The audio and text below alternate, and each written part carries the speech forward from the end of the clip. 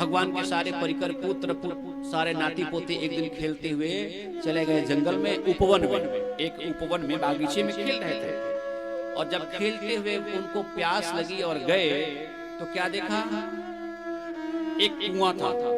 एक अदो उपवन राजन जगमुर यदु कुमार का, सारे यदु कुमार गए एक उपवन में और कहते हैं विहरतुम शाम्ब प्रद्युम्नम चारुभानु, प्रद्युम्न चारु सब पुत्रों का नाम, सब गए वहां जाके प्यास लगी तो गए एक कुएं के पास। जैसे कुएं से पानी निकालना चाहा, कुएं में झांक के देखा तो पूरे कुएं भर का जितना बड़ा कुआं है उतना ही बड़ा क्रिकलास उसमें गिरा है। क्रिकलास मतलब गिरगिट, इतना बड़ा गिरगिट विशाल का है।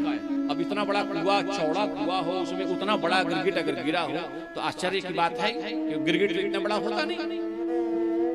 सारे डर गए, भागे वहां से, जाके बताया भगवान श्री कृष्ण चंद्र को कि प्रभु ऐसे ऐसा है, हमने कुएं में इतना बड़ा क्रिकलास देखा, कोई अद्भुत है, वो सामान्य नहीं है। भगवान आए, कह रहे कि कृकलाशम गिरनिभम वीक्षम विस्मिता मानसा, विस्मित होकर भागे। भगवान कृष्ण आए और आ करके और जैसे कुएं में झांक कर देखा तो सही में बहुत बड़ा क्रिकलास।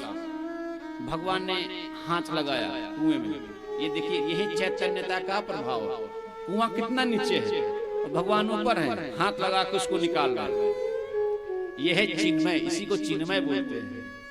चिन्मय का मतलब है जो हर समय चैतन्य रूप में हो और जैसा चाहे वैसा ही, जितना बड़ा चाहे उतना बड़ा बन जाए, घट जाए, जितने जरूरत हो उतना ही होगा। ऊपर है भगवान, हाथ लगा दिए और हाथ लगा क्रिकलास को, जैसे ही क्रिकलास को निकालना चाहे वैसे ही भगवान के हाथ स्पर्श करते ही वो क्रिकलास दिव्य मनुष्य बन गया, देवता बन गया। और देवता बन के प्रकट हो गया और प्रणाम करने लगा भगवान को। प्रणाम करके बड़ा प्रार्थना किया कि प्रभु आपने मुझे क्रिकलास से मुक्त कर दिया। क्रिकलास योनि में इतने वर्षों से मैं पड़ा था, आपने मुझे मुक्त कर दिया। तो भगवान ने कहा कि ठीक है, ये तो बात सही है, लेकिन ये बताओ तुम कैसे इसमें गिरे, क्रिकलास कैसे बने, तुम कौन हो? तो वो अपने बारे में बताता है, कहता है यावत्यशिकता भूमि, कहते हैं कि नृगो नाम नरेंद्रो हम, कहता है हे प्रभु नरेंद्र मैं नृग हूं, मेरा नाम नृग है। और ये राजा था, बड़ा दानशील राजा, इतना दानी राजा है। कहता है कि नृगो नाम नरेंद्रो हम, इक्ष्वाकु वंश का ये राजा है। और कहते हैं तनयः प्रभो दानिष्याख्यायमानेषु, अगर आपने दानियों में किसी का नाम सुना होगा तो कहता है यदि में कर्ण स्पर्शम, यदि आपके कान में कभी दानियों का नाम गया होगा तो मेरा नाम जरूर सुना होगा।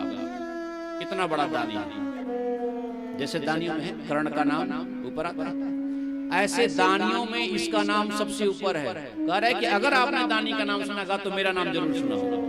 तो कैसा दान करता था अब देखिए, कहता है यावन्त्यशिकता भूमिर यावन्त्यो दिवितारका, जितने भूमि में जमीन पे जितने धूल का कण है, जितना धूल का कण है उतना, और दिवितारका आसमान में जितने तारे हैं उतना, और यावन्त्यो वर्षधाराश्च, बारिश होती है तो जितना बारिश में बूंद गिरता है उतना, समझ रहे, जितने धूल में कण हो, आसमान में जितने तारे नक्षत्र इत्यादि हो, और जितने बारिश होती है बारिश की जितने बूंदे हो, तावत तीरतदाश्मगाः, उतना ही गाय मैंने दान किया है।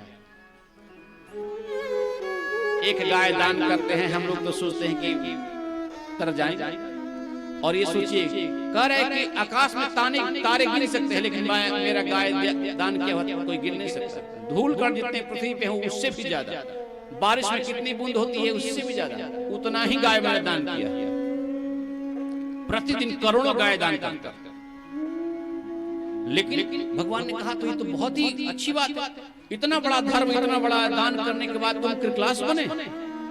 एक गाय दान करने पे आदमी बैतरणी पार हो जाता है, भवसागर पार हो जाता है कि भाई एक दान कम से कम गाय कर दे। लेकिन तुम तो इतने असंख्य गाय दान करने के बाद भी क्रिकलास बनने की जरूरत क्यों पड़ी, कैसे बन गए? बोला प्रभु यही तो बात है एक गलती मैंने कर दी, मात्र अपने जीवन में मात्र एक गलती की, और उस एक गलती के लिए मुझे ये फल भुगतना पड़ा। जब मेरी मृत्यु हुई और मैं जब यमराज के पास गया तो यमराज ने कहा कि देखो तुम्हारे जीवन में पुण्य बहुत है लेकिन पाप भी है एक, तो ये बताओ कि तुम सबसे पहले पुण्य भोगोगे कि पाप भोगोगे? नृग ने कहा कि प्रभु मुझे पहले पाप ही भोगवा दीजिए, क्योंकि पुण्य भोगने के बाद फिर पाप में जाना ठीक नहीं है। तो बोले ठीक है, जब तुम पाप भोगना चाहते हो तो तुम्हारा एक पाप है, जाओ उस पाप का भोग बनो और जाकर के कृकलाश बन लो। कृकलाश बन के बड़ा बड़ा। बोले पाप क्या था? पाप क्या किया था? तो कह रहा है कि प्रभु मैंने इतनी दान किया। एक दिन की बात है कि एक गाय मैंने एक ब्राह्मण को दान की। वो ब्राह्मण देवता गाय लेके गए और गाय लेकर के गए और उनकी गौशाला से वो गैया छुड़ा करके और भाग के पुनः मेरे गौशाला में आ गई। सुबह में दान किया, शाम को गैया वो आ गई उनके यहाँ से भाग करके, और मेरे गौशाला में जब आ गई तो मैंने वही गाय दूसरे दिन दूसरे ब्राह्मण को दान कर दिया। मुझे मालूम नहीं चला कि वही गाय मैंने दूसरे दिन दूसरे ब्राह्मण को दान कर दिया। अब तो महाराज जिसको पहले दान किया था वो भी आ गया और जिसको आज दान किया वो भी आ गया। दोनों आपस में लड़ने लगे। पहला वाला बोलने लगा कि ये मेरी गाय है, मुझे कल मिली थी, ये मुझे चाहिए। दूसरे वाले ने कहा कि ये मुझे आज मिली है, ये मेरी गाय है। अब ब्राह्मणों का ये अपमान, ब्राह्मणों के प्रति ये गलती हो गई मुझसे कि दान की हुई वस्तु फिर दोबारा दान कर दिया। और ये ब्राह्मण आपस में लड़ते रहे और मैं कुछ कर नहीं पाया। ब्राह्मण ने कहा प्रभु आप ही इसका समाधान बताइए। राजा से कहा आप समाधान बताइए जो करना है। तो राजा ने कहा देखो ब्राह्मण देवता ऐसा करो, मैं एक गाय के बदले आपको 1,00,000 गाय और देता हूँ, लेकिन ये गाय छोड़ दो, ब्राह्मण देवता को दे दो। पहले वाले ने कहा कि ना मुझे 1,00,000 गाय की आकांक्षा नहीं है, मैं वो भी परम संतोषी ब्राह्मण। बोला नहीं मुझे तो बस एक ही गाय चाहिए, वही जो गाय मुझे कल मिली थी, वो मेरा धन है। ब्राह्मण ने बोला कि वो मेरा धन है, मुझे मिल चुका है, इसलिए मेरा धन तुम्हें देने का अधिकार नहीं है राजा। तुमने मेरा धन दे कैसे दिया?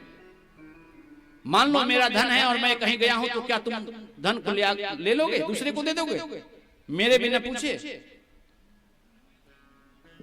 और जब ऐसा तर्क देने लगे तो राजा के पास कोई उत्तर नहीं रहा, कुछ बोल नहीं सके राजा। क्या निर्णय दें, किसके पक्ष में दें? ब्राह्मणों ने कहते हैं राजा नरेग प्रभु मात्र ये एक गलती, ब्राह्मण को दुख पहुंच गया और ब्राह्मण की संपत्ति मैंने लेकर के दूसरे को दे दी, ब्राह्मण की संपत्ति ले लिया।